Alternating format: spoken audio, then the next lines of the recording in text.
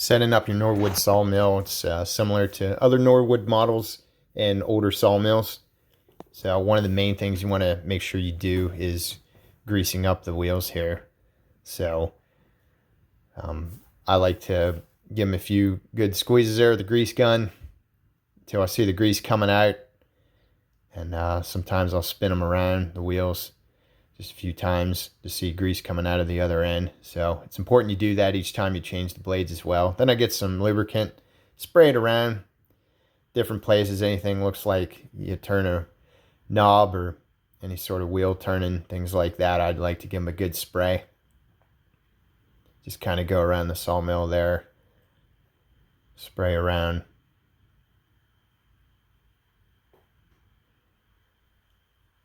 And then the lubricant for the rollers, I just use burnt motor oil. Just kind of dip it down in there, or sometimes I use a tin can just to let it soak in. This helps it grease along the tracks, roll along the tracks better.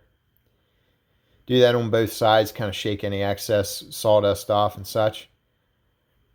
And then I put the blade on after that. Make sure you fit it on and the teeth are facing the correct way. Spinning a little bit as I tighten it up, and turn it a few times, just that way the rollers kind of guide it to where it needs to be, because you don't want to have it loose or not on the track yet when you start it up, when the wheels spin, because it can fly off the track and damage your blade or maybe even cause an injury. So I just roll it a few times. Make sure you tighten everything down, adjust spacing where you need it. And then for the water, I like to put blue food coloring in. You can either put it in windshield wiper fluid jugs like this ahead of time, or sometimes I just go ahead and put the food coloring in the actual big jug itself. But this way it allows you to swish it around and get it the darker color before you pour it in. But either way works. Now I usually just put it in up top just to kind of save time, but you can do either one. That just makes it easier to see. And then I go to start it up. You hit the choke. You're watching to make sure the blade's turning and all that. Give it a good pump there. And then I like to let the engine warm up a bit. And at that time, while it's warming up, I'll mess around with the log, setting the dogs in the little holders there. I'll look down and make sure the blade's not going to hit any of those, because that'll destroy your blade if you hit one.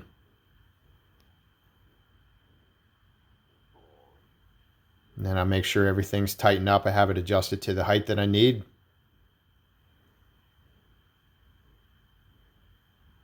You adjust what water you need.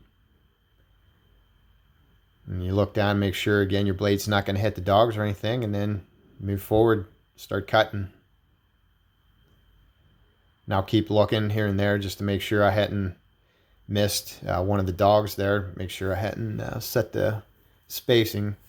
And I'll run it along the top just to see if the blade's dull, it'll have a wave to it. Or if it's a brand new blade and you know it's not dull, you can just raise it up like that, because sometimes if it snags, it'll pull the blade off the track. So either one works. Then I like to have my slab pile nearby. And then that's pretty much it. You just go at it, start sawing some lumber.